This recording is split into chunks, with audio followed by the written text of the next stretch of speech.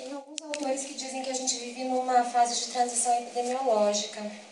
Outros entendem que isso não é bem assim, a gente não vive transição epidemiológica, e eu entendo e concordo mais com quem diz que não é, porque a gente tem uma convivência das doenças infecto-parasitárias com as doenças crônico-degenerativas e com a questão da violência. Então, mais pra frente eu vou falar um pouquinho mais a respeito, mas assim, a gente tem desde o tetraplégico que sofreu um acidente de carro ou que foi baleado, junto com o paciente oncológico, junto com o paciente, por exemplo, que eu tive que fez uma fibrose pulmonar, porque ficou com um respirador com uma FiO2 altíssima quando estava na UTI, porque fez uma leptospirose e sepse. Entende? Então a gente tem tudo junto na atenção domiciliar.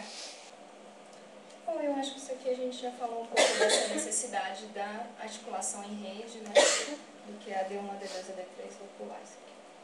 Deixa eu andar mais rápido. Então, trazer um pouquinho a experiência de Campinas, gente. Estou levando em consideração que a gente tem um país continental. Então, pensar que essas experiências são de uma cidade que tem aí 20 anos de experiência de atenção domiciliar, ela começa muito vinculada à atenção primária. As primeiras equipes começam por iniciativa dos trabalhadores, indo em carro próprio dos trabalhadores lá no começo dos anos 90 e fazendo visitas no território e de mais, obviamente, baixa complexidade, né? Atualmente, a gente tem uma equipe expandida, que na verdade cada equipe tem 2 ou 3 EMADs, né?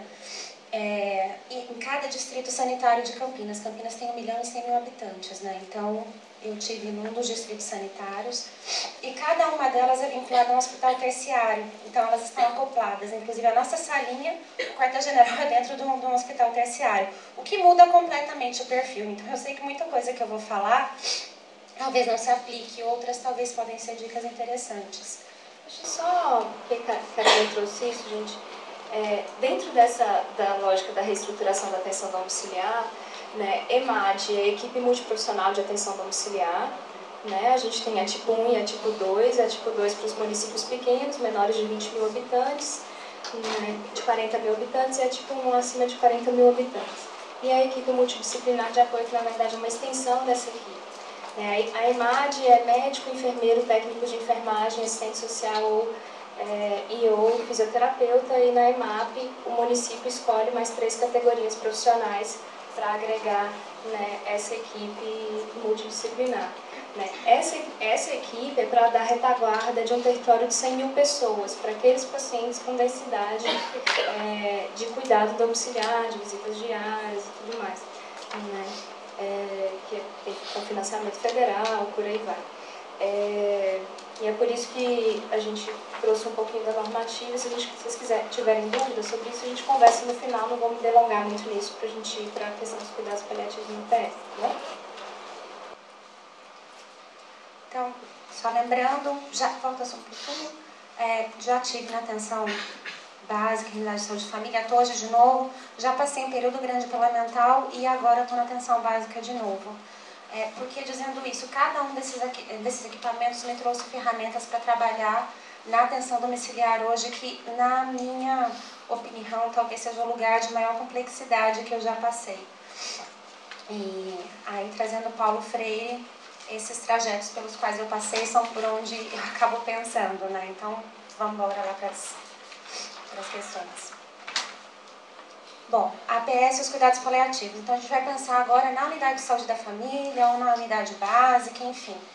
A gente tem, obviamente, a proximidade, o acesso, o vínculo. Vamos pensar na Natalina, no bairro que ela mora. Então, a UBS vai estar um pouco mais próxima. Tudo aquilo que a gente já sabe que é óbvio. Então, teoricamente, questão da responsabilização, a articulação da linha de cuidado, sim, porque a família acaba tendo muito mais facilidade de chegar na UBS para dizer que ela está passando mal, às vezes, do que de ligar para o SAMU e o SAMU não ir. Isso aconteceu várias vezes já também.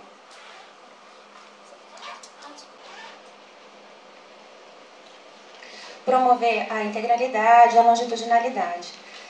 A capacidade técnica clínica depende de algumas coisas, né? Primeiro, a capacidade técnica, como eu estava dizendo, a gente precisa dominar alguns conhecimentos que a gente não tem, eu não tinha, né? Eu fui adquirindo ao longo do tempo que eu tive presente na atenção domiciliar. Então, a gente Eu venho de uma escola que tem a questão da saúde coletiva muito forte, então a questão da clínica ampliada e do acolhimento, que é essencial. Mas a gente também precisa saber exatamente dose de medicação, aquela questão da, como é que eles falam, manejo preciso, precisa saber, porque isso vai fazer muita diferença na hora de alívio, né? Então, o manejo de dor precisa ser muito bem feito, de vômitos, úlcera de decúbito, tráqueo, colostomia, cistostomia, tratamento de infecção pulmonar, urinária e de pele, e as vias de acesso. Eu estou dizendo tudo isso que, em teoria, é possível ser feita por uma atenção básica potente, né? Em teoria, a gente precisa se capacitar para isso e ter tempo para isso também. Isso é uma questão que eu vou falar mais para frente também. Tem um tempo que a atenção domiciliar demanda que é diferente do tempo da atenção básica. E a hipodermóclise, gente, assim, então tem ali as vias de acesso, a via oral, sonda nasointeral, endovenosa. A hipodermóclise, quando a gente aprendeu a fazer, deu até vergonha de tão fácil que era. E é uma via essencial para os momentos em que a gente não consegue acesso nos pacientes, né? Então, desde passar medicação analgésica, antibiótico também pode ser passado, medicação anticonvulsivante pode ser passada, hidratação pode ser feita quando o paciente não consegue ser hidratado endovenoso. Então, é algo que é muito fácil de se fazer e, dependendo da situação, é crucial em você conseguir fazer uma administração e ter uma morte um pouco mais tranquila. Vamos explicar a técnica que eu acho que é legal.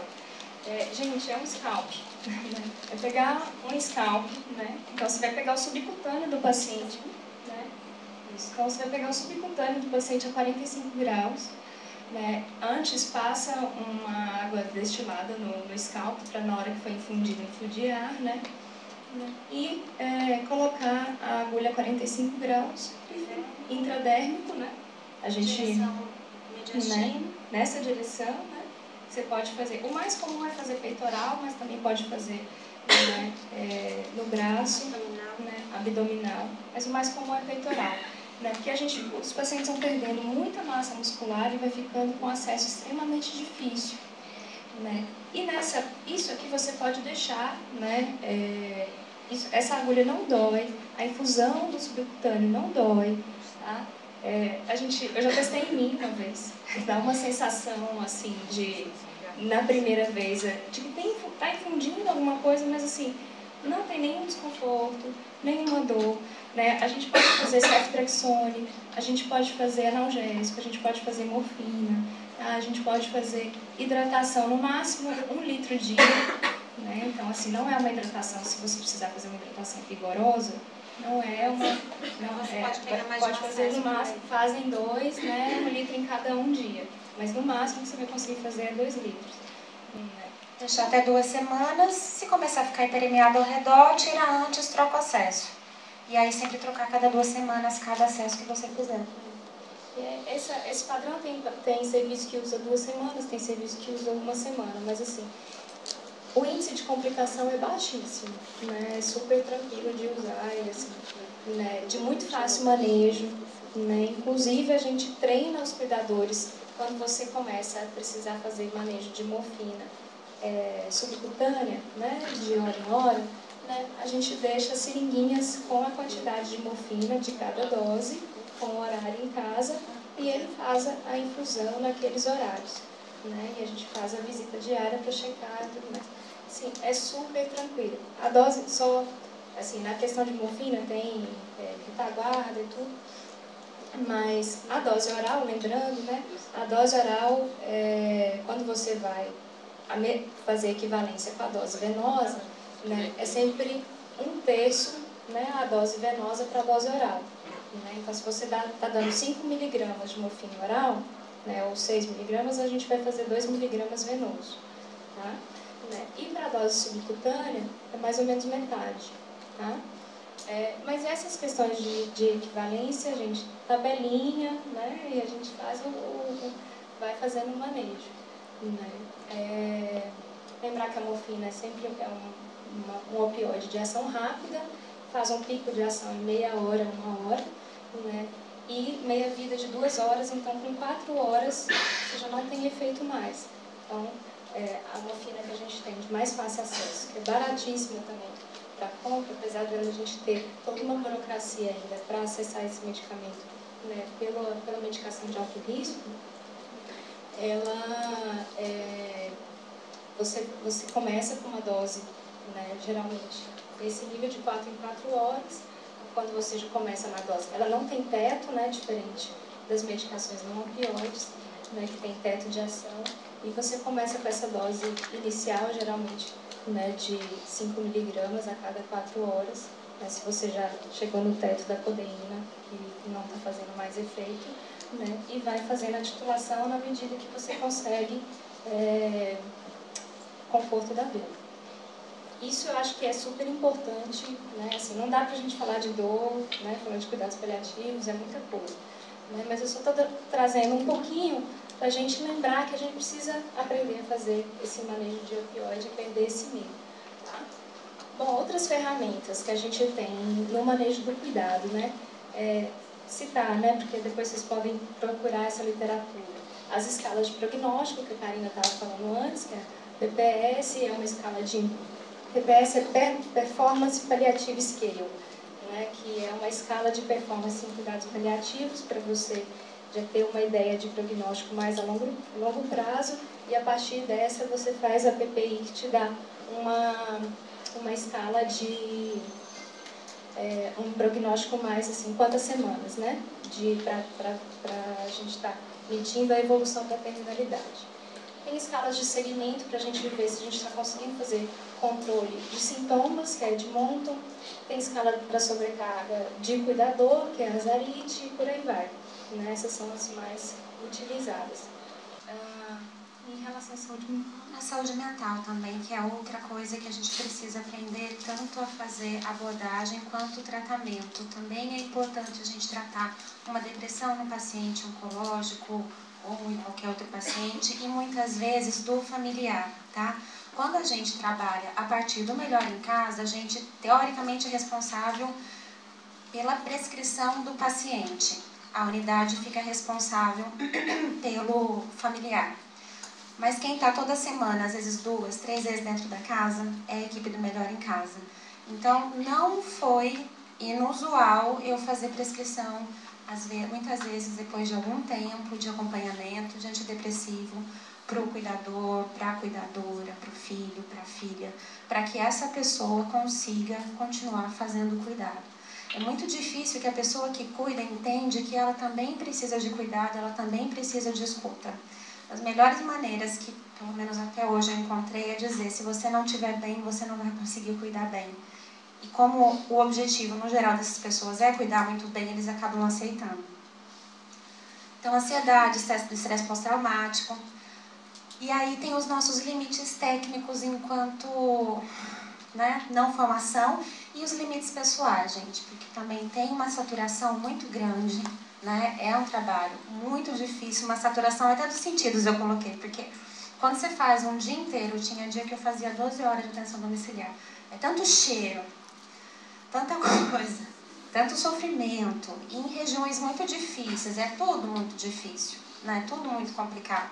Então a gente precisa ir reconhecendo também os nossos limites, onde é que está pegando, para não trazer isso para dentro da casa das pessoas. A gente, no geral, até como defesa, porque a gente não tem resposta para muita coisa, a gente acaba trazendo muita certeza para dentro da casa das pessoas, né? Então, procurar entender onde está pegando, quando pegar, para numa próxima visita trazer o que se pensa a respeito. Quando a gente está dentro da casa das pessoas, fica muito evidente o preconceito nosso, da equipe ou da família. É um encontro que tem toda a potência, porque é um encontro de pessoas, mas tem potências construtivas e destrutivas também. Legal de trabalho em equipe, né? Nessa questão, assim, porque a gente, assim, para fazer cuidados paliativos não existe outra maneira, né? Se a gente não tiver a equipe pensando nisso, né? E a equipe voltada para isso, né? E a equipe se cuidando, né? Então, de ter momentos, né, de reunião de equipe que não vai ser para discutir o caso, mas vai ser para discutir a subjetividade de cada um, né? De colocar na roda, né? De trazer um pouco disso, né? Vou trazer um exemplo para vocês. Eu estava fazendo, num projeto de mestrado, estava fazendo um grupo de discussão com uma equipe, E aí tem um momento que eu pergunto para eles como é que é trabalhar no serviço onde a perspectiva de mortalidade dos pacientes é de 80% de óbito em um ano. Como é que é para eles trabalhar com isso, se eles estão preparados? A resposta de um dos trabalhadores é assim: ah, não, a gente conversa bastante com a família, né? Mas uma vez eu fui falar com uma cuidadora, olha que entendeu, né? Eu fui falar com uma cuidadora e fui perguntar para ela, né, se ela estava preparada, porque o marido dela já era pré-óbito. E aí ela me falou assim, ele perguntou: a senhora está preparada para a morte? E ela responde: tô, meu filho, quando Deus quiser me chamar. Aí ele falou assim: olha, eu expliquei tanto para ela e ela não entendeu. Não, é para a morte do seu marido. E ela desaba em choro. Então isso é um metacaso, né? Eu estou perguntando para ele como é que ele se sente, ele me remete a um caso, quer dizer, é sempre a morte do outro, né? Ou uma morte com a qual é mais fácil lidar do que aquela que pega mais em mim. Então lembrar que a gente está trabalhando com isso o tempo todo, né? Para além disso, a questão da equipe multidisciplinar, uma experiência maravilhosa que eu tive em Campinas é que os diferentes núcleos profissionais começam a trabalhar cada vez mais um na área do outro, assim. E a gente se autoriza muito, se respeita muito. Então, a Fono, que estava há 8 anos já no serviço, com quem eu trabalhei 2 anos e meio, treinou a ausculta junto comigo e junto com a fisioterapeuta. Então já teve caso de eu não estar no serviço, a gente não ter condição de chegar, e ela sabia exatamente, porque conhecia o paciente já há 4 anos, como é que ele evoluía para pneumonia, sabia os sinais clínicos. A gente discute por telefone e autoriza a medicação do paciente.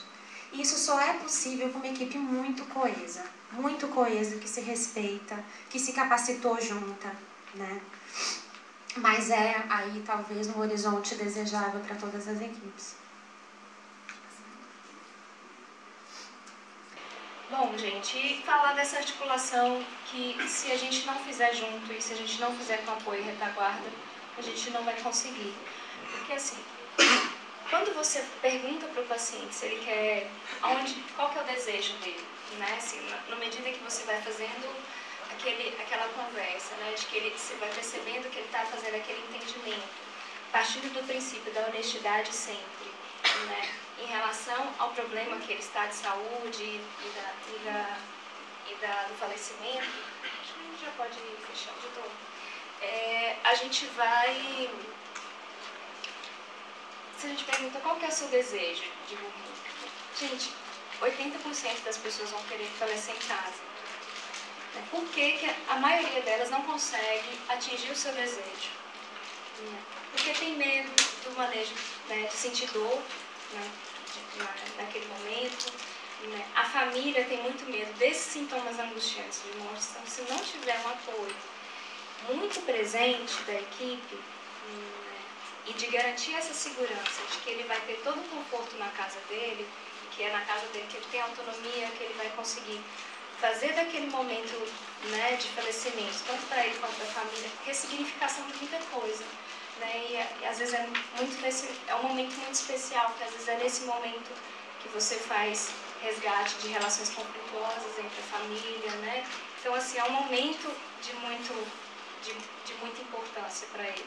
Então, se a gente conseguir garantir isso, né, é essencial. E como? Assim? Então, a gente vai precisar, sim, de uma articulação, né, de ter um apoio de retaguarda, muitas vezes, né, do serviço de atenção domiciliar junto com a gente, na atenção primária.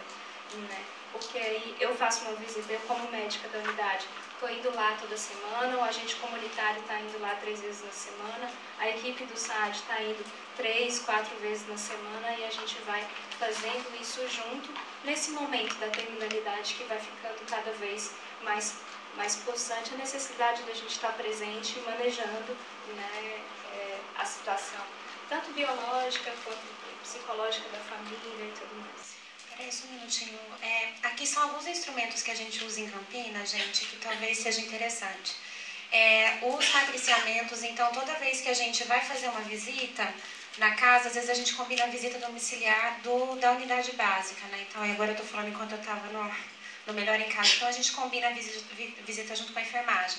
Então, vamos fazer o curativo junto? Vamos, tá, faz junto, porque aí a gente consegue revezar a visita. Essa frequência que a Lu fala é uma frequência quando já está muito próxima ao óbito. Antes, é muito menos que isso, até porque a gente sabe que a gente não tem perna para isso, né? Mas a gente consegue fazer esse matriciamento e aí facilita muito a questão da periodicidade das visitas. Outra coisa, a discussão de projeto terapêutico junto. A gente já fez muita, vou falar aqui palavra errada, mas vamos lá, muita funça por causa disso, né? Então, uma equipe combina uma coisa com uma família, vem outra equipe e faz outra coisa, isso é terrível, eles já estão fragilizados, então precisa conversar. Relatório de admissão e de alta de cada equipamento. Então, precisa de relatório de alta do hospital, porque você precisa saber o que foi feito, que antibiótico foi usado. Porque se tiver outra infecção em casa, tem que saber o que foi recentemente usado. Então, precisa desse instrumento de cada serviço por onde passa. O prontuário domiciliar, gente, é uma coisa fantástica. Quebra amanhã, acabava o dia com o braço doendo, mas é muito útil. Era um prontuário dentro do SAD e outro duplicado dentro da casa, a gente procurava fazer carbonado. Por quê? Quando o pessoal da unidade básica não dá conta de estar junto, eles têm lá toda a orientação nossa, inclusive de aplicação de medicação, de se necessário, como é que faz, tarará, tarará. Isso eu não estou falando só médico, orientação nutricional, orientação da terapeuta ocupacional, orientação de enfermagem. E se a pessoa tem alguma intercorrência e vai cair no hospital, o médico plantonista, a gente falava assim, olha, você vai andar agora com o seu pai, a sua mãe e essa pastinha junto. E eles andavam. Então, o paciente nosso estava sempre com a pastinha. Se não estava na pastinha no hospital, era porque a equipe tinha perdido. Então, a gente ia lá e brigava com a equipe que estava dentro do hospital. A pasta acompanha o paciente onde o paciente está. Isso ajuda muito na articulação da linha de cuidado e a gente não ficar fazendo aí atrogenia. Bom, gente, vamos passar, cara? Acho que já. A gente já está com uns 10 minutinhos, vai despedir uns 10 minutinhos. A gente queria garantir para a gente conversar. Vamos passar isso aqui. Acho que vai dar na primeira, só para finalizar. A gente conseguiu garantir que a Natalina, então, ficasse em casa. A gente fez uma articulação com a unidade básica, fez uma aproximação dessa filha que era usuária, conseguiu trabalhar junto com o pessoal da equipe do consultório na rua, em Campinas, de maneira, de vez em quando, trazer essa filha. E essa filha era a filha predileta da Natalina, era uma coisa muito delicada, porque os outros 2 filhos ficavam sentidos, entende?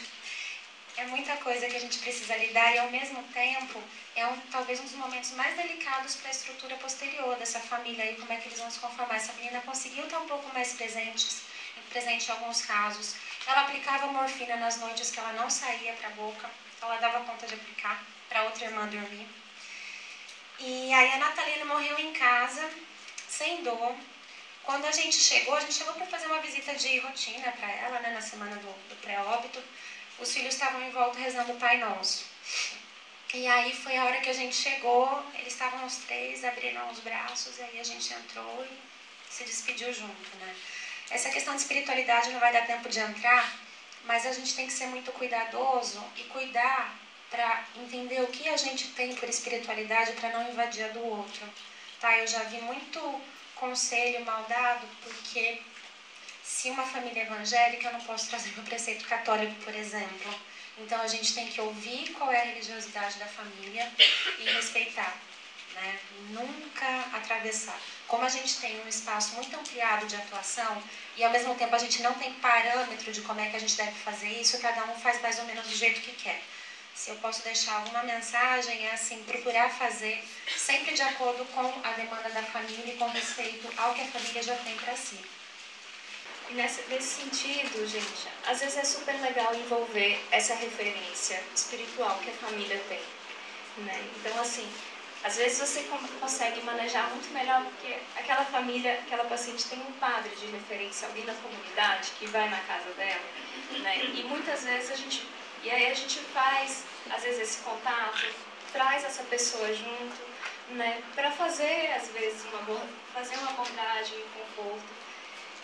É de fundamental importância. A gente não pode negligenciar, né, o apoio espiritual que se ressignifica muito nesses momentos para a família e para o paciente. Né? Tem algumas equipes que começam até a ter capelão na equipe, né, voluntários, né, vão né, fazendo para fazer essa abordagem ecumênica e tudo e estar junto nesse momento. Né? Bom, pra gente terminar, né? Pra gente poder conversar. Aí é da questão da equipe multidisciplinar, né, gente? Fazer junto, tal com outras coisas na vida, nem sempre é mais fácil, mas certamente muito mais bonito e muito mais gostoso.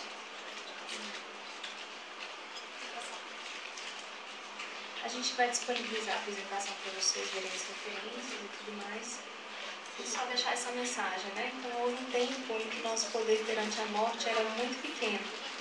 E por isso os homens e as mulheres dedicavam-se a ouvir a sua voz e podiam tornar-se sábios na arte de viver. Hoje nosso poder aumentou, a morte foi definida como inimiga a ser derrotada, fomos possuídos pela fantasia onipotente de nos livrarmos de seu toque. Com isso nos tornamos surdos com as lições que ela pode nos ensinar. Então, é uma mensagem de Rubem Alves, do livro Médico. Rubem escreve maravilhosamente bem sobre isso. Acho que são coisas que tocam muita gente. Bom, gente, é isso. Né? Agradecer a paciência de vocês. Espero que a gente consiga... A medicina paliativa hoje é uma área de atuação, né? E ela é uma possibilidade para a medicina de família, como o R3, se alguém quiser fazer residência. Né? Não só para a medicina de família, mas foi regulamentada para a geriatria, para a medicina de família, para a pediatria, para a clínica, para a anestesiologia. Essas 5 áreas como a possibilidade de você fazer um R3 de medicina paliativa, né, na residência como formação. Né? A intenção nossa, claro, a gente não ia conseguir passar tudo, mas eu acho que esse era o essencial da gente ter os conceitos gerais e a gente se sensibilizar a isso, né, e correr atrás, né, do que precisa. Né? Aí abrir para o debate, abrir para a fala de vocês. Quem for fazer pergunta, se puder falar ali naquele microfone, né? É isso? Ou a gente passa o microfone. E os nossos e-mails ficam à disposição para quem quiser discutir caso, o assunto mais técnico, enfim, que a gente não conseguiu passar. Pode mandar material também, se vocês quiserem, a gente pode mandar coisa.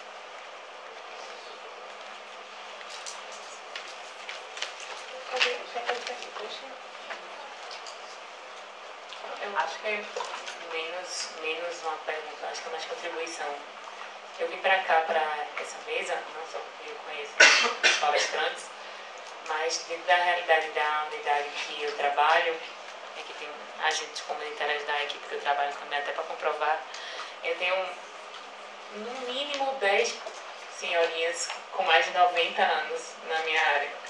Né? E chama bastante atenção isso, como a gente precisa se preparar para essa questão. Também teve estudantes que rodaram aqui, perceberam isso, a gente conseguiu conversar sobre um pouquinho sobre a morte. Mas, trazendo uma coisa negativa, tem um desafio gigante.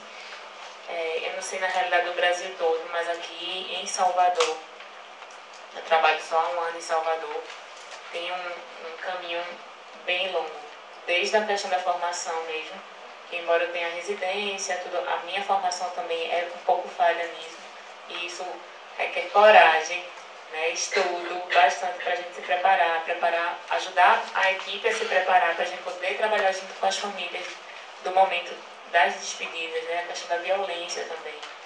Porque eu tenho um paciente que também foi baleado, está em casa, foi para o HGE, da HGE foi para casa com o acompanhamento da atenção domiciliar da Fundação. E eu tento conversar, inclusive, com o pessoal e a gente não consegue conversar. Deixei meu telefone, falei com a enfermeira, falei com o médico, encontrei um médico na porta por acaso. Então, essa integração também é um desafio. Né? Para as poucas oportunidades que tem, ainda precisa alguns passos para isso virar uma rede mesmo, né? E poder todo mundo se ajudar nessas possibilidades. Mas agradeço a contribuição, né?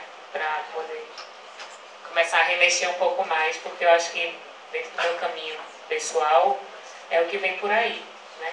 Numa área onde tem bastante idosos.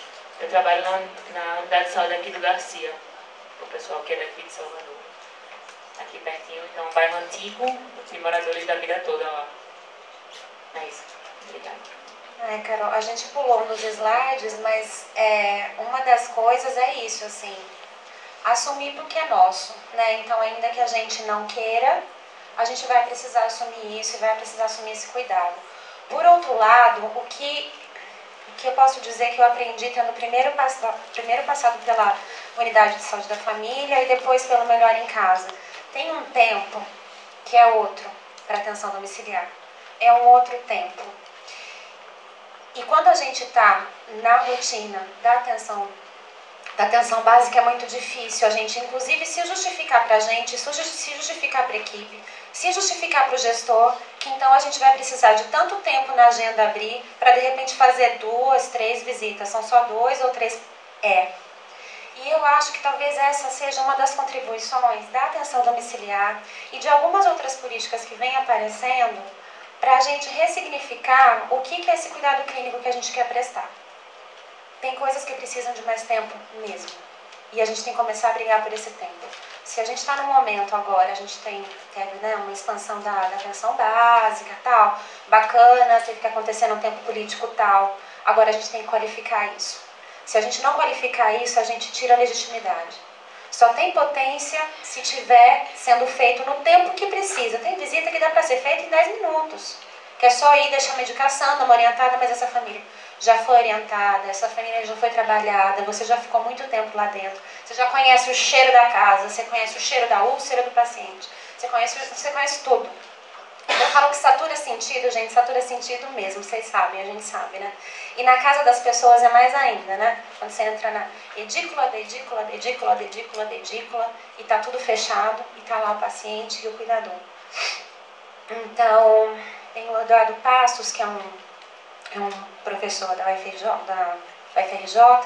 fala que é o tempo que é necessário, o tempo da disponibilidade para a ocorrência dos encontros.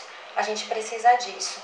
E aí, talvez, trazer isso, inclusive, para a atenção básica. Então, talvez a gente também precise de outros tempos, não essa tocação de serviço, inclusive para as consultas que são para dentro da unidade básica. Só queria trazer também essa coisa do manejo da terminalidade, né, que a Carol trouxe, assim. Muitas vezes a gente tem que começar nesse sentido, né, de ser honesto, né, de compromisso com a verdade, né, que às vezes tem muito isso, né, de querer esconder do paciente. Às vezes você se depara em situações assim, doutor, eu vou morrer quando? Depois a gente deixa, né? Como é que a gente responde a isso, né? Então, assim, né, dicas para isso, assim. Devolva a pergunta, né? O que você acha? O que você está sentindo em relação a isso? Né? Tente entender o que é que está passando na cabeça do paciente, sabe? E da família, às vezes essa pergunta é do cuidador, né? Assim, o que é esse momento para você, né? Então, e aí ele vai trazendo e assim, você vai sentindo os momentos, né? Não, isso já está amadurecido na cabeça dele, Aí a gente vai conversando, né? Olha, o importante não é o momento, né? Não é o momento da morte, mas é que você está aqui, vivo e tudo, né? Em alguns momentos, né? E aí ser sincero, né? Assim, olha, muitas vezes o paciente já sabe a pergunta, ele já sabe a resposta da pergunta que ele está te fazendo, né? Então, trabalhar isso, né? Às vezes, né? Trazer o que ele sabe, o que a família está achando, como é que ele está se sentindo naquele momento, né? Se está faltando alguma coisa e tal, né? É isso que é mais importante, porque no fundo ele sabe, né? E a gente vai trazendo essa questão, sabe? Né? Às vezes você se vê numa saia justa, assim, né? Mas só completando, Lu, essa resposta, assim, é super importante isso que a Lu traz, porque aparece. E aí a gente se encontra nesse dilema ético, assim, não, então eu tenho compromisso com a verdade, eu tenho que falar tudo.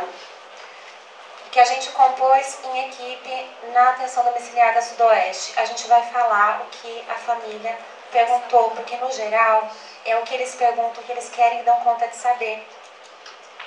Entende? Se perguntar, doutor, ele está bem? Então vamos lá. Não está muito bem. É diferente perguntar, doutor, ele vai morrer? A gente foi aprendendo com o tempo, e eu aprendi com os profissionais mais antigos e com os casos, e compôs isso. A gente procurar qualificar essa pergunta do jeito que a Lu diz.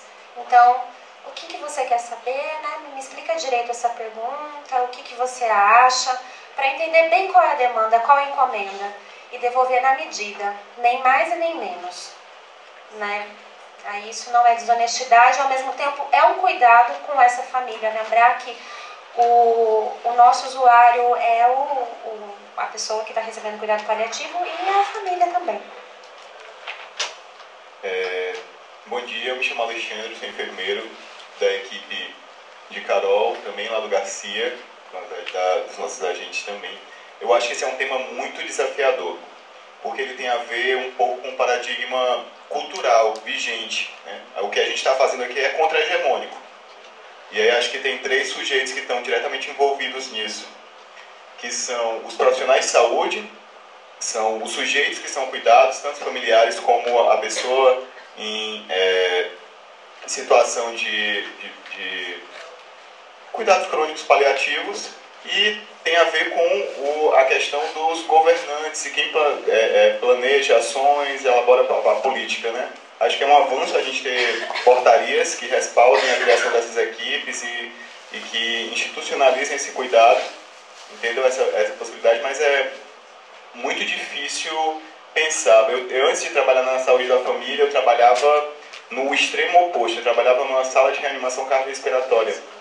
E a distanásia é uma realidade. A gente pratica a distanásia diariamente. E a gente tem muita dificuldade de lidar com a questão da morte, apesar de ser a única certeza que a gente tem de que a gente nasce. Tudo é incerteza, mas essa é a única certeza. Um dia ela vai vir.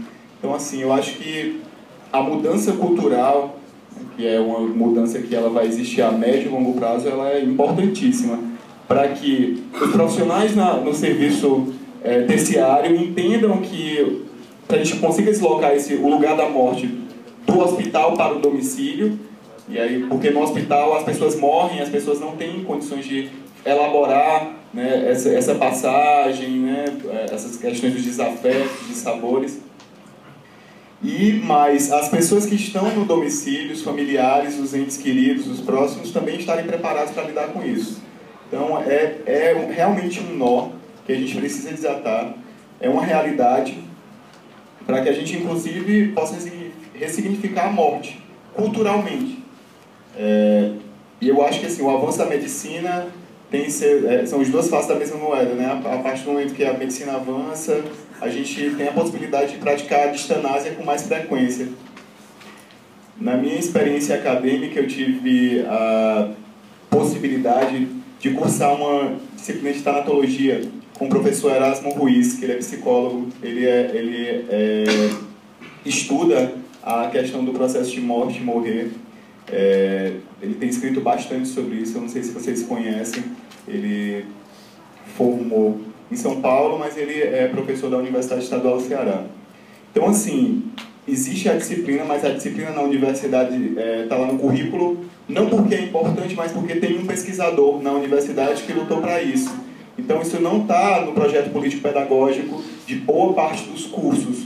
Eu tive essa oportunidade porque na minha universidade tem um pesquisador que se debruça sobre essa temática e lutou para que essa disciplina fosse ofertada não só para o curso de enfermagem e medicina, mas serviço social e nutrição e todos os outros cursos. Então, assim, eu acho que a gente precisa estudar mais sobre a morte, precisa refletir mais sobre a morte, entender a morte como uma coisa natural do ciclo vital. E esse espaço é um espaço feliz, mas acho que assim, institucionalmente a prefeitura, o governo do estado, o Ministério da Saúde tem que avançar. Isso é fato. A gente não pode ser autodidata para sempre. Então, assim, enquanto a gente for autodidata, isso só vai atuar, essa perspectiva de cuidado só vai ser possível na esfera micropolítica, do meu espaço lá. Não vai virar uma política pública, não vai virar uma coisa de acesso universal, mas sempre dá a possibilidade de ter contato com as doutoras, ter contato com o enfermeiro, e a pessoa que está no território do lado vai estar já assistida. E esse programa de atendimento domiciliar não é uma realidade ainda concreta. Isso está na portaria, mas, por exemplo, no município de Salvador, a gente tem uma dificuldade imensa. Eu nem sei se existem equipes de atenção domiciliar, e se existem, elas são muito escassas. Justamente por isso, é uma coisa leva a outra. Agora um comentário bem breve sobre isso que você falou, esqueci seu nome. Mas justamente porque a gente não tem equipes de melhor em casa e que a atenção básica não dá conta que as pessoas morrem tanto no hospital. É muito difícil sustentar sem ajuda a morte de um familiar em casa, gente. É muito difícil. Então a gente dizer que a família leva porque não dá conta, porque não tem noção e a gente fica bravo. Eu já fiquei brava quando eu estava na residência, porque por que trouxe o paciente aqui? Por que não deixou em casa? Porque é muito difícil. É muito difícil ver o sofrimento, você não tem orientação de como cuidar de uma dor, você não tem orientação do que fazer e você não tem orientação de que você está fazendo. Isso foi uma das coisas que eu mais falei nesses 2 anos. Você está fazendo tudo o que você pode. Ouvir isso de um profissional de saúde é uma coisa que tranquiliza muito, muito. Então, se você não tem a equipe, não é só porque a equipe cuida lá, é porque a equipe dá tranquilidade para essa família. E ainda que a equipe esteja, tem alguns casos que são tão difíceis, de insuficiência respiratória, por exemplo, de algumas hemorragias, por exemplo, que a família não vai sustentar em casa, gente. Talvez a gente não sustentasse. Talvez a gente não sustentasse. E a gente tem que bancar. Esse é talvez um dos únicos casos que eu posso dizer para vocês, que aí, às vezes, nem sempre é melhor em casa. Mas vai ser a exceção. Quando a família está esgotada. E a gente sabe que isso acontece. Agora, uma coisa é uma família esgotada com toda a assistência que ela pode ter. E ainda assim precisar ir. Nesse caso, ok, trabalho cumprido. Todos os outros 80% dos casos, a gente está falhando. E não é a gente profissional de saúde, a gente está falando num caso muito maior, né? numa questão muito maior. A outra coisa com relação a aceitar a morte, é só uma questão interessante. Quando eu estou fazendo pesquisa para fazer apresentação para vocês, tem as definições da OMS de cuidado paliativo e tal, e aí tem uma parte específica que é só para pediatria. E olha como é interessante, a que é só para pediatria é exatamente a mesma coisa que para adulto. O que isso quer dizer? Se já é difícil a gente assumir a morte de um adulto ou de um idoso, imagina de uma criança, meu Deus. Mais difícil ainda, maior é a chance ainda da gente fazer iatrogenia. Então, tem muito que avançar mesmo, assim. Obrigada, gente. Em relação a Salvador, assim, eu sou mineira, mas trabalhei aqui na Bahia 2 anos, em Maragogipe, como médica de família, e 1 ano no serviço de atenção domiciliar daqui de Salvador, que na verdade ele é vinculado ao Estado, à Secretaria Estadual. Salvador tem um arranjo de 2 serviços. O município está montando o serviço de atenção domiciliar, e tem um serviço já antigo do Estado, que era o PID, que era o Programa de Internação Domiciliar, que foi incorporado ao Melhor em Casa. Olha para você ver a dificuldade. Assim, a gente sabe que Salvador é uma cidade super complexa, tem uma desassistência de atenção primária importante, com uma falta de cobertura importante, e uma dificuldade de integração dos serviços, que a gente sabe quando está aqui na conta, assim, até do trabalhador saber o que tem na rede, que muitas vezes... Então, assim, o Estado, ele tem 6 equipes no município que ficam lotadas nos hospitais estaduais. No caso do Garcia, é a equipe que fica lotada no Hospital Geral do Estado, faz o Distrito Barra Rio Vermelho. E a gente tem a equipe do subúrbio, tem a equipe do Manuel Vitorino, tem a equipe do... Ai, gente, como é que chama outro hospital estadual? Esqueci, agora não. Não, tem 2 no Roberto Santos, mas um outro que fica lá entre o subúrbio vindo pra cá. Não, esqueci. Mas, enfim, mas eu tenho isso, Mas, e tem Lauro de Freitas também, tem equipe lá no Hospital Estadual de Lauro, e o município está começando a implantar nos territórios descobertos, mas existe uma dificuldade de conversa gigante entre município e Estado, a gente sabe disso, e aí tem uma questão que precisa de muito avanço ainda para a gente conseguir estruturar. O município está com 2 equipes na região do Cabula, inclusive competindo no território já coberto pelas equipes do Roberto Santos, só para você ter uma ideia da dificuldade de conversa, desses 2. O Aristides Maltês tem uma equipe vinculada por conta da rede de oncologia, né? Tem um serviço, mas aí ele não é territorializado como as outras, né? Ele dá retaguarda para os pacientes que já estão no serviço em cuidados paliativos. Essas outras equipes do Estado, elas são territorializadas, né? Então ela tem um território de cobertura, né, que não deveria conversar só com o hospital, né? Tem que conversar. Então, assim, ele pode receber demanda sim, isso está garantido em portaria, e assim, se não estiver acontecendo, o trabalhador tem que exigir, entendeu? Né? Quem faz a gestão dessas equipes hospitalar, das equipes do Estado, é a Fundação Estadual de Saúde da Família, é a FESF. Né? E aí tem que ir lá, ligar para a fundação quando a equipe não quer receber, olha, eu tenho um paciente assim assado e tal, não que eu preciso da avaliação do serviço e tal. É só dar bom dia. Na programação está previsto, né, agora seria às 11h20, com o professor Maurício Barreto. Ele iria apresentar o trabalho dele, né, que saiu nos jornais, né. Ele ainda vai vir hoje, mas como ele chegou de viagem, ele não conseguiu dar conta de estar, né, aqui nesse horário. Então, ele, né, pediu desculpas, né, para as pessoas que estão na sala para poder ver essa apresentação, e ficou para 1h20, às 13h20. Tá? E como vai começar, para não interferir muito na programação da sala, que tem programação às 14 horas, então às 13h20, né, quem quiser assistir, né, então o professor Maurício vai estar aqui. Às 13h20. Okay? Porque a programação está prevista para essa sala às 14 horas. Então, para não interferir muito na programação, né, e assim, dá o tempo de sair para vocês almoçarem também, né, e voltar. Então, fica para 13h20, ok? Isso, às 13h20, né? Logo no começo, né, tá marcado 14 horas de início, às 13h20, ok? Só antes das pessoas saírem, porque tem uma pessoa querendo fazer uma pergunta ainda. Não terminou ainda o momento. Aí agora que a gente daqui agora que vai ter amanhã toda, viu? Você quer fazer a pergunta? Já contei. Muito interessante. Eu pude acompanhar uma paciente, meu nome é Rita Sael, eu sou médica de saúde da família, aqui em Salvador já há quase 15 anos.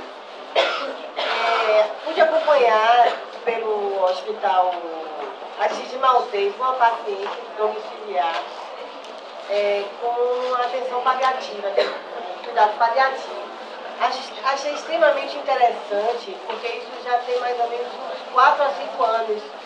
E naquele momento eu não sabia que esse tipo de ação estava sendo executada aqui. Aquilo para mim foi uma coisa assim, bastante enriquecedora, porque eu dava o meu cuidado, mas precisava de um apoio e encontrei com o pessoal da Aristides Maltês. Parabenizo vocês por esse trabalho que vocês fazem, que é realmente muito bonito. E para a gente que está na ponta, é uma ajuda e tanta, né? A gente pegar um paciente na pré-morte e saber que ele vai ter um alívio que a gente, às vezes, estando na saúde da família, não pode dar. Muitas vezes falta até de capacitações mesmo dentro daquele contexto que o paciente está vivendo. Vocês disseram que foram capacitadas para isso. Eu gostaria de saber o seguinte, a parte técnica eu tenho certeza que está sendo bem feita. Eu imagino assim, como é que vocês são preparadas? Você falou muito espiritual, né? Porque sendo a morte uma questão muito delicada, né? Para quem está vivendo, né? Que sabe que vai morrer, a família que tem certeza, embora eles perguntem quando é que vai acontecer, eu acho que na realidade eles sabem quando vai acontecer, mas eles querem uma resposta para confirmar aquele medo da separação. Como é que vocês são preparadas para isso? Só outra pergunta para a gente já fazer a resposta. Só mais uma pergunta e depois encerra, né? Alô, sou Marcos. Uma pergunta e colocação, né? Eu sou professor de medicina da Federal da Paraíba e um pouco falando também como amigo de enfermeiro, nessa preocupação um pouco com a formação, ele estava falando dessa mudança, necessidade de mudança cultural. Talvez culturalmente o Oriente talvez tenha outra forma de lidar com a morte, a gente mesmo, tradições dos povos antigos tinham outra tradição, né? Mas com esse avanço da medicina de querer curar irremediavelmente, né, a gente ficou muito com esse tabu e esse medo da morte, né? Então acho que é fundamental a gente sempre estar se trabalhando como profissional, de estar aprendendo com isso, esses espaços, os eventos, os congressos são fundamentais, né? A gente tem que pensar essa formação desde o nível fundamental, né, básico, ensino médio, de falar sobre morte, falar sobre a finitude, né, e essa venda de publicitária, que o sadio é o ser jovem, é o não ter doença, né, que saúde não é a ausência de doenças, né? Então, eu como professor de medicina da saúde, estou tendo essa preocupação a partir também dessas vivências práticas, né, que você como professor, você vai na saúde da família e você vê como essa demanda de 3, 4 mil pessoas, a saúde da família não dá conta, a gente não tem uma formação boa de profissionais ainda, né, de pessoas mais especialistas, com formação mais específica nisso. Então, esses pacientes que estão na proximidade de doenças terminais, ou da morte, do envelhecimento, eles são esquecidos e são relegados às urgências, né? Às internações breves, às vezes numa rede muito fragmentada.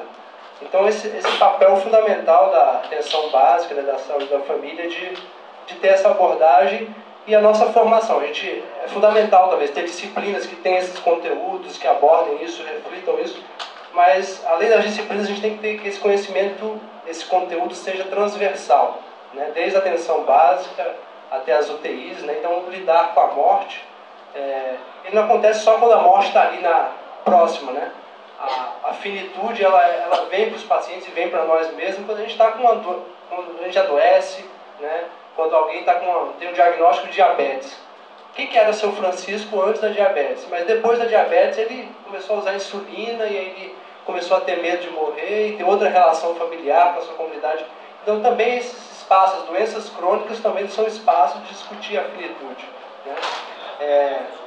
E eu sou professor dessa Universidade Federal da Paraíba, que a gente tem vários médicos de família professores, e o médico de família já tem um pouco mais de sensibilidade dessa questão da atenção domiciliar, do lidar com a morte nisso, né?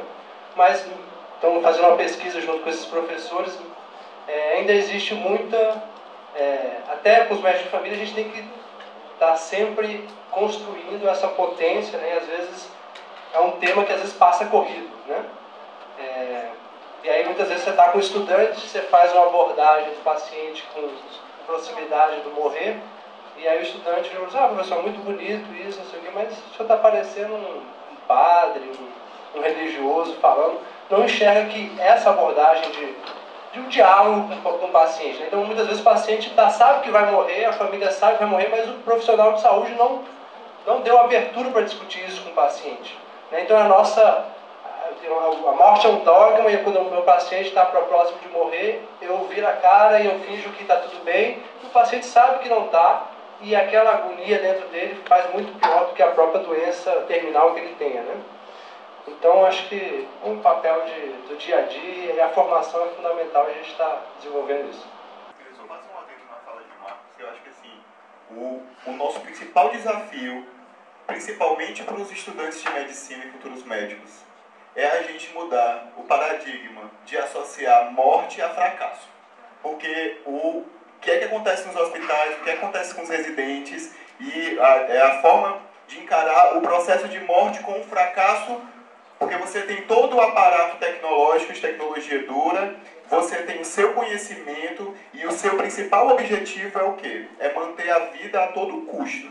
Então a morte ela não é encarada como um processo natural, mas sim como um fracasso da sua intervenção no ambiente hospitalar. E eu lidava muito com isso, porque como eu trabalhava na sala de reanimação cardiorrespiratória, para os residentes de cardiologia, era inclusive parâmetro, era indicador de qualidade e competência. Quantas mortes no plantão? Se morreu muita gente, significa que você é um tremendo incompetente que não sabe manejar uma parada cardiorrespiratória, e aí por aí vai. Então acho que assim, um dos principais nós, principalmente porque na instituição hospitalar o médico, a intervenção médica impera, então assim, morte é clássico. Se você for ver, principalmente porque o contato com a morte não está lá na saúde da família, porque a morte não acontece no domicílio.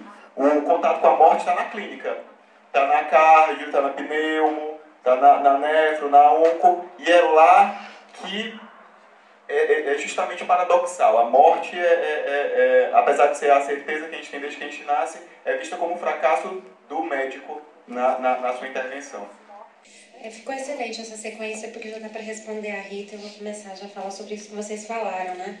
Concordo, mas faço alguns adendos importantes. Muitas vezes o profissional de saúde, inclusive o médico de família que fez residência, ignora isso, porque inclusive traz muito sofrimento e a gente não tem formação e não tem respaldo nenhum para lidar com isso.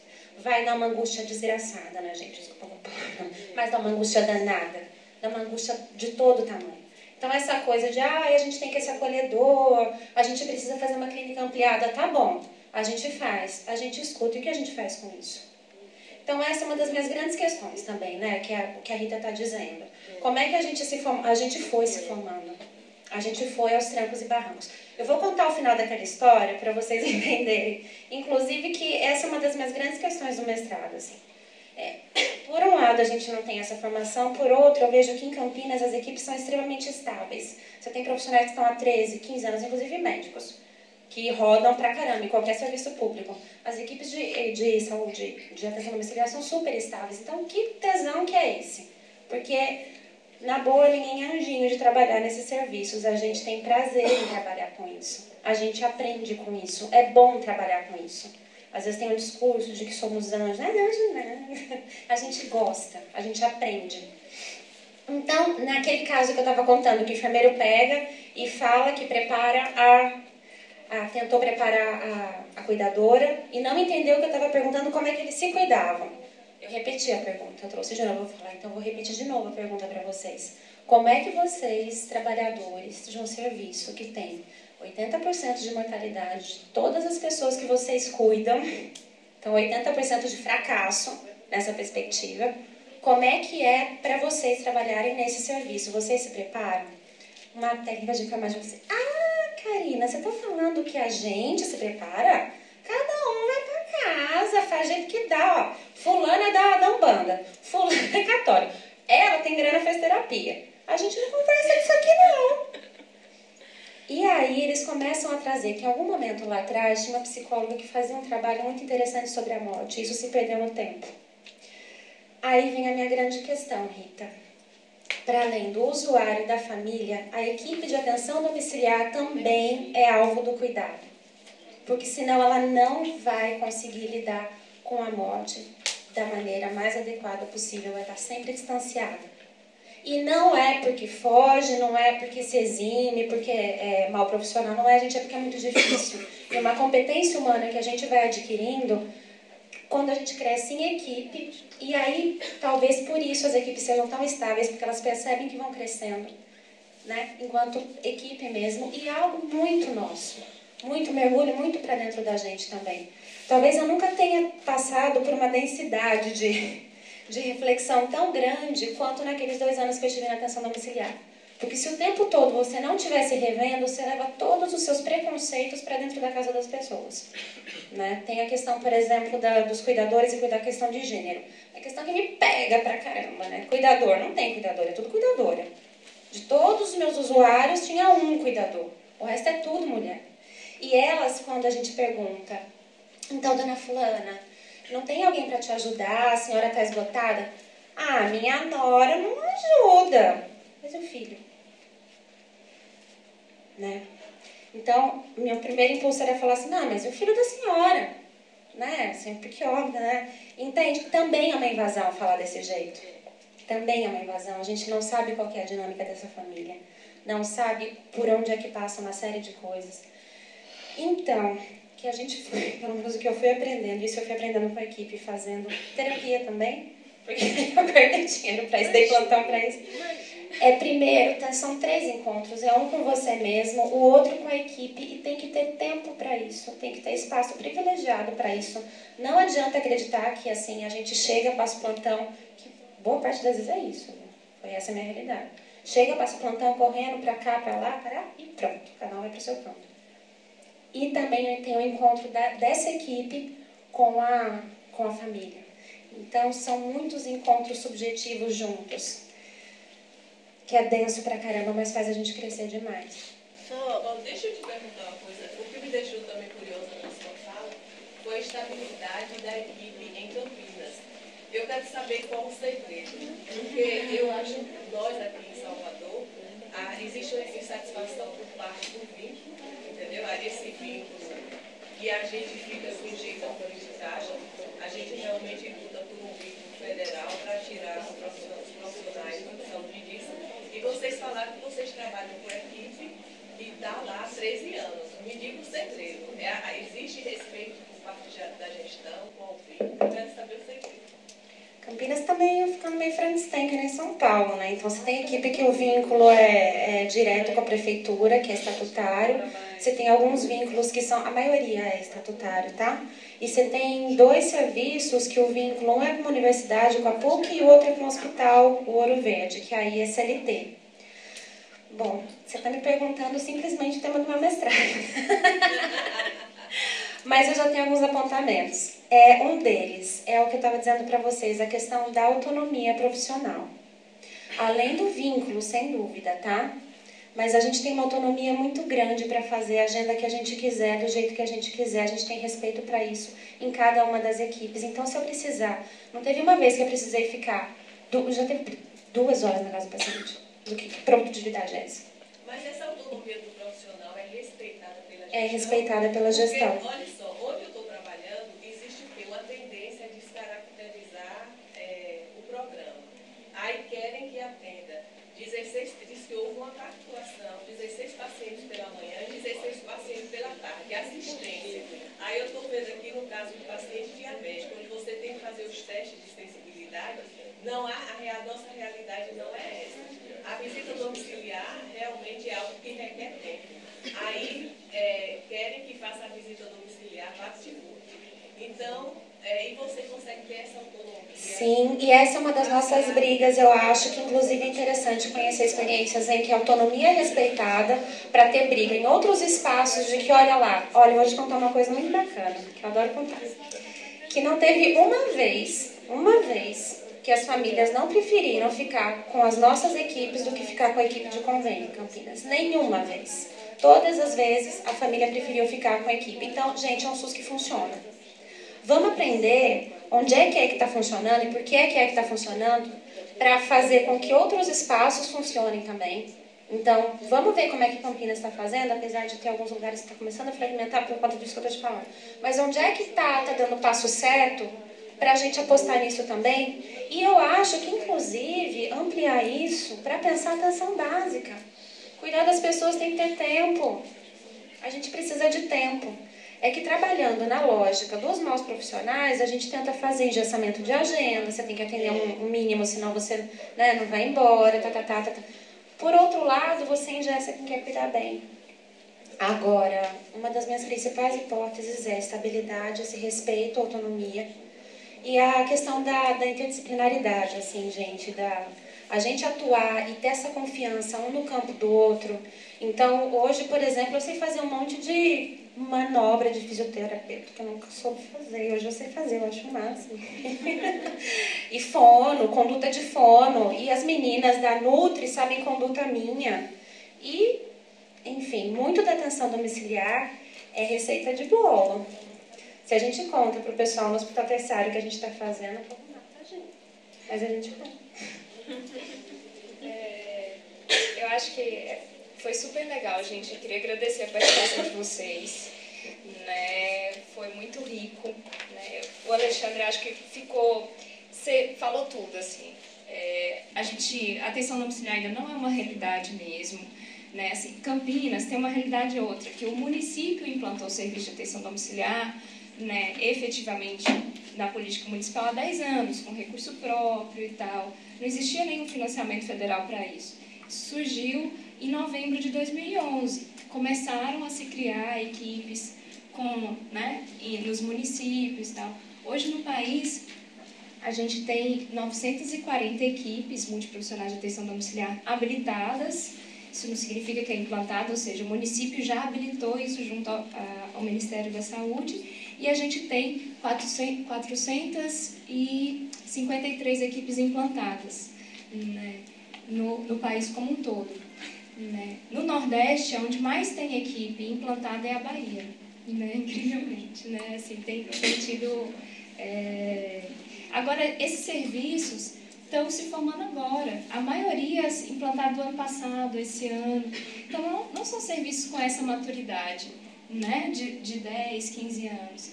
A gestora de Campinas, apesar das mudanças políticas partidárias, ela continua desde o início, a Mônica. Né? É uma terapeuta ocupacional que, assim, tem um entendimento muito grande do serviço, né? E é concursada da rede. Por ter um serviço já montado e fortalecido, houve as mudanças partidárias e ninguém teve coragem de tirar ela de lá. Ela continua lá, né? Então, assim, também isso fez muita diferença, mas esse é um serviço maduro, a gente vai ter que caminhar muito para isso, e aí sim vai precisar de muita investimento em educação permanente, informação continuada e tudo mais. Né? A gente tem, né, os 2 cadernos de atenção domiciliar, né, que está disponível no site do Ministério da Saúde, o volume 1 e o volume 2. Né? O volume 1 é um volume mais genérico sobre atenção domiciliar, o volume 2 ele é mais clínico, o trabalhador tem um capítulo de cuidados paliativos. Né? E vai sair o volume 3 agora sobre terapia nutricional domiciliar, tá? Que vai ser lançado agora esse mês. Fora isso, a gente tem um curso, né, do Programa Multicêntrico de Atenção Domiciliar, junto com a UNASUS, do Ministério, que é www.unasus.gov.br/curso AD. Hoje a gente tem, esse curso é o quê? São módulos auto-instrucionais, não tem tutor, tá? Né? Você escolhe o módulo que você quer fazer, né? E faz aquele curso. No final você vai receber um certificado da universidade. Tá? Serão 19 módulos até o final desse ano. Hoje a gente tem 11 disponível. O de cuidados paliativos e terminalidade da vida está sendo elaborado pela UFPEL, vai ser o último a ficar pronto. Ele deve estar ficando pronto, deve estar sendo lançado em outubro, mais ou menos.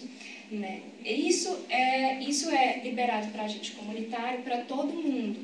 Né? Agora tem, aí assim, por quê? Porque é acesso ao conhecimento, isso a gente não vai limitar. Agora, dependendo do módulo, se for coisas específicas de médico, de enfermeiro, só médico e enfermeira que vai receber o certificado. Agora, tem módulos que são gerais, né? A gente tem vários agentes comunitários fazendo, inclusive quando você olha lá é super legal, né? Porque tem um módulo de introdução, atenção domiciliar, né? De violência, de judicialização, de procedimentos no domicílio, de princípios do cuidado domiciliar para enfermagem, né? E vamos ter agora de ventilação mecânica, oxigenoterapia e tal. Então, por exemplo, de ventilação mecânica e oxigenoterapia, só o fisioterapeuta, o médico e o enfermeiro que vai receber o certificado. Mas ele é de acesso livre, como a informação é de acesso livre, tá? Só para vocês entenderem. E vai ter o aperfeiçoamento em atenção domiciliar e a especialização em atenção domiciliar EAD, né? Junto com a UNASUS. A especialização primeira vai ser feita pela Universidade Federal do Maranhão, né, que é um consórcio de 7 universidades regido pela UFMA, que vai ser lançada até o final do ano, e o ano que vem a UFSC, que é de Santa Catarina, vai lançar, mas são 500 vagas agora e 500 vagas no ano que vem, de especialização. Mas, assim, isso tem muito que caminhar ainda, não tenho, assim, tem dúvida nenhuma que a gente precisa avançar mais, institucionalizar uma política pública para cuidados paliativos, assim, né? Tá, inserir isso com mais força, né, tanto na política educacional, nas diretrizes curriculares, né, a medicina paliativa no Brasil virou área de atuação tem 2 ou 3 anos, acho que foi de 2011 para cá. né? 2007? Não lembro mais. Mas, assim, tem muito pouco tempo. Então, assim, ainda é muito contra-hegemônico. É isso que você falou mesmo. Essa disputa ainda dentro dos hospitais é muito distante da realidade, assim, né? Então, se a gente não tiver política pública mesmo, né, mais estruturada, mais, né, pensando o tripé da OMS, da política governamental, da política educacional e da política de medicamentos, né, tem muito que avançar. Você diz o site novamente? Tá, o site da UNASUS, que tem muitos cursos, é www.unasus.gov.br. Aí, se você entrar nesse direto, vai ter lá Programa Multicêntrico de Qualificação e Atenção Domiciliar. Ou então pode colocar, né, www.unasus.gov.br/curso AD. E aí entra direto no site do programa. E o site do DAB, né, do Departamento de Atenção Básica do Ministério, é dab.saude.gov.br/melhor em casa. Aí você acessa, lá tem um link documentos, que você vai acessar os cadernos de atenção domiciliar. Tá? Ou então direto também no portal de saúde, lá nos cadernos de atenção básica também estão todos lá. Tem 2 caminhos. O site do INCA que está nas referências, a gente tem uma sequência de perguntas e respostas muito legal. Depois, se vocês quiserem dar uma olhada, vale a pena.